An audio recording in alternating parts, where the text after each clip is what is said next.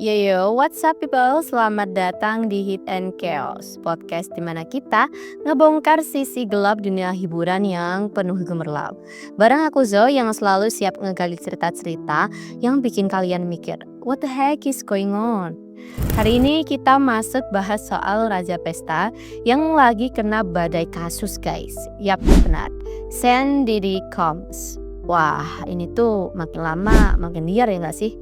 Kalau kemarin kita ngomongin tuduhan pelecehan seksual dari Casey, kali ini kita bongkar sisi gelap pesta-pestanya yang jujur aja bikin aku tuh merinding banget pas riset ini. Gimana ceritanya? Pesta yang dulunya simbol kemewahan bisa berubah jadi mimpi buruk guys. Brace yourself, ini bakal jadi episode yang gila banget sih. Oke, pertama-tama kita balik ke masa kejayaan Diddy. Kita ngomongin era 90-an sampai awal 2000-an. Dimana Diddy tuh kayak king of the world banget. Semua pesta besar di New York tuh nggak sah kalau nggak ada si Diddy di dalamnya gitu. Bahkan dia tuh dijulukin the king of New York nightlife. Pesta-pestanya, wah kalau kalian pernah denger white party, mind blowing banget guys. Semua tamu tuh harus pakai outfit serba putih, fancy, ya nggak sih? Tamu-tamunya tuh selevel kayak Jay-Z, Beyonce, Mariah Carey, bahkan Justin Bieber waktu remaja. Tapi tahu nggak? Di balik semua kemewahan itu, ternyata mulai ada rumor-rumor aneh guys. Awalnya aku pikir kayak, paling itu cuma gosip biasa. Tapi ternyata setelah aku gali lebih dalam, wah pesta-pestanya itu nggak cuma sekedar pesta biasa guys. Banyak korban yang akhirnya ngomong dan apa yang mereka alami itu tuh serem banget. Guys, ini tuh makin gila ya. Jadi ada satu cerita soal pesta tahun 1998, White Party. Nah, salah satu korban yang akhirnya angkat bicara tuh anak remaja laki-laki yang datang ke pestanya gitu. Jadi pada saat itu si anak remaja laki-laki ini tuh punya mimpi dan dia tuh pengen banget sukses di industri musik guys. Terus dia nih ketemu sama Diddy yang katanya janji mau bantuin dia jadi bintang. Tapi apa yang terjadi? Bukannya dapat peluang karir, dia nih malah jadi korban pelecehan di pesta itu. Dan yang bikin aku makin gak habis pikir itu tuh, Diddy katanya bilang ini tuh bagian dari ritual biar sukses di dunia hiburan. Ritual? Gila gak sih? Gak cuma itu, ada laporan lain yang bilang minuman-minuman di pesta itu tuh kadang dicampur narkoba guys. Jadi tamu-tamu kehilangan kendali atas tubuh mereka. Salah satu korban adalah Adris English, mantan bintang film dewasa yang ngakunya dijadiin korban perdagangan seks berkali-kali guys di acara-acara white party seperti ini. Aku tuh baca cerita ini sambil mikir, kok bisa ya ada berita-berita yang seserem ini gitu. Serem banget gak sih guys? Dan ini nih yang bikin aku tuh gak bisa tidur semalaman. Pesta-pesta Frey Cuff. Guys, ini tuh next level insanity banget.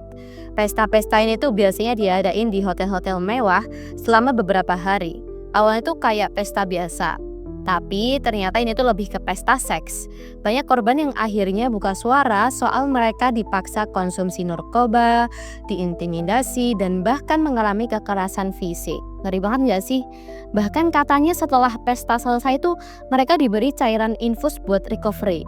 Wah ini tuh jadi kayak acara terorganisir yang semuanya tuh di organisir sama si Diddy ini gak sih? Yang makin bikin aku gak percaya nih tuh, menurut laporan ada pengamanan super ketat di rumah Diddy. Dia nih pakai detektor logam di pintu masuk apartemennya. Dan katanya dia punya banyak senjata api di rumahnya. Aku sih mikirnya kalau sampai segininya berarti dia tuh sadar gak sih kalau dia tuh jahat banget. Dan dia tuh ngawur banget gitu ngelakuin hal semua itu. Diddy tuh kayak punya obsesi yang mind boggling gitu. Aku bacanya aja tuh bingung. Jadi menurut mantan humasnya Rob Shutter, Diddy ini tuh juga pernah diminta timnya undang Pangeran Harry dan Pangeran William untuk datang ke acara pestanya. Oke, namanya orang kaya mah bebas ya mengundang siapa aja guys. Tapi yang bikin aku ngakak sekaligus kaget itu adalah pangeran-pangeran itu tuh gak ada yang pernah datang guys. Tapi Diddy ini tetap nyimpen foto-foto mereka di rumahnya. What are you doing man? Serius, dia tuh kayak terobsesi banget gak sih jadi dari keluarga kerajaan gitu. Segmen yang bikin kalian nih tunggu-tunggu nih. Soal Casey. Kalau kita ngomongin Casey lagi nih, di dunia kegelapan Didi nih. Kasus ini tuh mungkin yang paling besar dan paling eksplosif. Buat kalian yang belum tahu, Casey ini adalah penyanyi sekaligus mantan pasangan Didi selama lebih dari 10 tahun guys. Hubungan mereka tuh di depan publik kelihatannya sih kayak couple goals, tapi kenyataannya tuh jauh banget guys dari itu.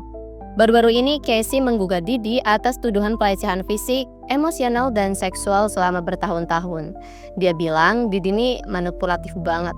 Dia nggak cuma ngontrol setiap aspek hidup Casey, tapi juga sering gunain kekerasan fisik untuk memberikan pelajaran. Yang lebih gila banget tuh, menurut Casey, Didi juga suka nyuruh dia berhubungan dengan pria lain di bawah ancaman kekerasan. Kalau aku pikir-pikirin tuh udah jauh banget gak sih dari sekedar toxic relationship. Ini tuh udah masuk ke level penyiksaan gak sih? Casey akhirnya berani melawan dan gugatan ini tuh berhasil diselesaikan secara hukum. Tapi buat aku pribadi, kasus ini tuh tetap jadi tamparan keras buat kita semua. Seberapa banyak hal kayak gini yang mesti terjadi balik pintu tertutup. Nah, poin menarik lainnya adalah soal teman-teman Didi yang dulunya sangat loyal, tapi sekarang malah membongkar semua rahasianya. Salah satunya adalah mantan pegawainya, Kennedy. Kennedy ini tuh dulu adalah seorang kayak orang-orang kepercayaannya Didi gitu guys. Dan ini bilang kalau Didi itu sering banget ngadain pesta yang levelnya tuh udah nggak masuk akal. Bahkan menurut standar orang kaya, Kenny juga bilang kalau dia tuh sering banget diminta menjaga area-area tertentu yang tidak boleh dilihat oleh sembarang orang. Sekarang Kenny malah terang-terangan nih nyebut Didi sebagai predator. Dia cerita kalau banyak tamu undangan yang awalnya datang untuk bersenang-senang tapi malah pulang dengan trauma mendalam. Bahkan Kenny bilang dia sering kayak ngerasa bersalah, gak bisa bantu mereka. Dan tahu gak sih, ini tuh bukan cuma cerita dari satu orang aja. Banyak mantan karyawan, teman dekat, bahkan selebritas lain yang mulai buka suara soal gimana sih toksik dan manipulatifnya Didi selama bertahun-tahun. Buat aku sih ini nunjukin kalau kebenaran akhirnya selalu menang, meskipun butuh waktu yang lama. Dan ini mungkin segmen yang paling kontroversial guys, soal kematian Biggie Smalls alias Notorious Big. Tadi kan kita udah bahas ya soal Notorious Big adalah salah satu selebritas yang ada di bawah naungan si Didi ini. Buat yang nggak tahu, Big ini adalah salah satu artis terbesar yang pernah bekerja sama dengan Didi di labelnya Bad Boy Records. Ya, kita bahas lagi. Mereka ini kayak partner in crime di dunia musik hip hop guys. Tapi tahu nggak sih di tahun 1997 Big ini tewas dalam penembakan di Los Angeles. Yang bikin kasus ini makin rumit adalah banyak teori konspirasi yang menyebutkan kalau Didi ini punya andil dalam kematian Biggie guys. Wah gila banget gak sih si Didi ini? Nah teori ini muncul karena ada beberapa kejanggalan. Salah satunya Biggie waktu itu lagi ada konflik dengan Tupac Shakur yang juga tewas dalam penembakan serupa. Banyak yang bilang kalau konflik ini tuh sebenarnya dimanfaatin oleh Didi buat naikin popularitasnya. Tuh, emang dia tuh gila jabatan banget gak sih guys? Beberapa mantan kru Bad Boy Records bahkan bilang kalau si Didi ini tuh sengaja nggak memberikan pengamanan maksimal buat Biggie di malam kejadian. Ada yang bilang ini tuh soal uang asuransi. Ada juga yang bilang kalau Biggie ini mulai berbahaya buat karir Didi karena terlalu populer. Tuh, udah haus kekuasaan, iri-irian lagi, sama sahabatnya sendiri lagi. Tentu aja ini tuh kayak masih sebatas teori konspirasi. Tapi kalau kita lihat pada perilaku Didi selama ini, rasanya tuh teori ini kayak nggak sepenuhnya nggak masuk akal nggak sih? Terus menurut kalian tuh, pendapat kalian tuh kayak gimana soal Didi yang seperti ini gitu? Guys, aku tuh makin nggak habis pikir dari pesta liar, manipulasi terhadap pasangan sampai konspirasi kematian. Semuanya kayak potongan puzzle yang menunjukkan sisi gelap kekuasaan guys. Guys, sekarang kita masuk ke segmen gimana reaksi dunia hiburan terhadap semua tuduhan. Kalau kita lihat banyak banget selebritas yang tadinya dekat banget sama Didi, sekarang memilih menjauh atau bahkan terang-terangan nge-unfollow dia gitu dari media sosial. Misalnya nih kayak Jay-Z yang selama ini dikenal sebagai teman dekat sekaligus partner bisnis Didi. Dikabarkan kalau mereka tuh udah ngejaga jarak dan sejak kasus ini muncul gitu. Bahkan Beyonce yang biasanya sangat tertutup soal isu sensitif dilaporkan sempat meminta manajemennya itu untuk berhenti menghadiri acara yang melibatkan Didi. Tapi bukan cuma selebritas guys, publik juga mulai menyoroti brand-brand besar yang selama ini bekerja sama dengan Didi. Contohnya merek minuman beralkohol Ciroc yang selama bertahun-tahun jadi sinonim dengan nama Didi. Banyak banget nih seru-seruan media yang bilang kalau boykot Ciroc karena mereka dianggap nggak berani ambil tindakan terhadap salah satu ikon mereka. Dan ini yang bikin aku nggak habis pikir guys, kenapa ya perusahaan-perusahaan besar yang sering banget lebih milih diam ketika ada kasus sebesar ini? Apa mereka tuh takut kehilangan uang? Padahal menurutku ya, dengan mendukung korban justru bisa jadi contoh positif gitu buat masyarakat. Sekarang kita masuk ke segmen terakhir guys, yaitu soal dampak psikologis dari kasus sebesar ini. Dan ini tuh nggak cuma buat korban tapi juga buat kita sebagai penonton dunia hiburan. Buat para korban, pastinya trauma dari pengalaman seperti ini akan terus membekas nggak sih? Coba bayangin guys, kamu datang nih ke pesta dengan harapan bisa bertemu orang-orang penting atau bahkan mendapatkan peluang karir.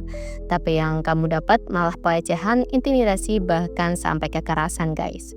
Kasus-kasus kayak gini tuh ngingetin aku betapa pentingnya kita tuh milikin empati dan mendukung korban untuk bersuara.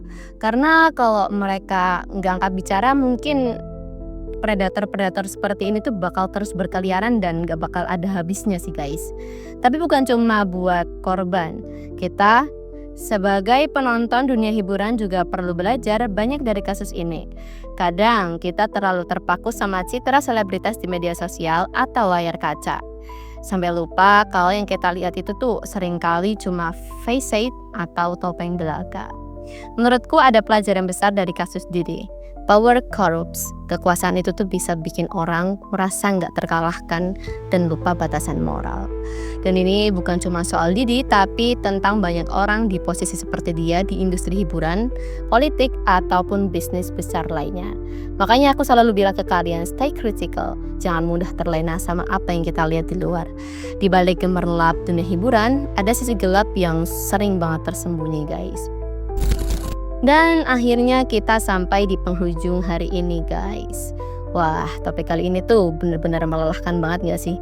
Bikin kita tuh gak cuma berpikir tapi juga ngerasa emosi banget. Kasus seperti ini tuh nunjukin kalau dunia hiburan itu tuh gak semuanya indah gak sih? Di balik pesta, kemewahan, dan popularitas, ada sisi gelap yang sering banget kita gak tahu. Dan aku harap setelah dengar episode ini kalian jadi lebih sadar ya guys, dan lebih kritis soal apa yang sebenarnya terjadi di balik layar. Aku juga mau bilang, salut banget buat para korban yang berani angkat bicara guys. Perjalanan mereka tuh pasti gak gampang, gak sih, banyak trauma. Tapi suara mereka tuh penting banget buat memulai perubahan. Seperti biasa, aku pengen dengar pendapat kalian, apapun itu, opini, saran, atau bahkan cerita pribadi yang mungkin berkaitan sama topik ini. Kirim aja ke platform podcast kalian atau mention aku di media sosial. Let's keep the conversation going. Aku Zo, pamit dulu, sampai ketemu di episode berikutnya. Tetap stay curious, stay critical, dan yang pasti jangan lupa tetap seru. See you on the next episode of Hit and Chaos. Bye!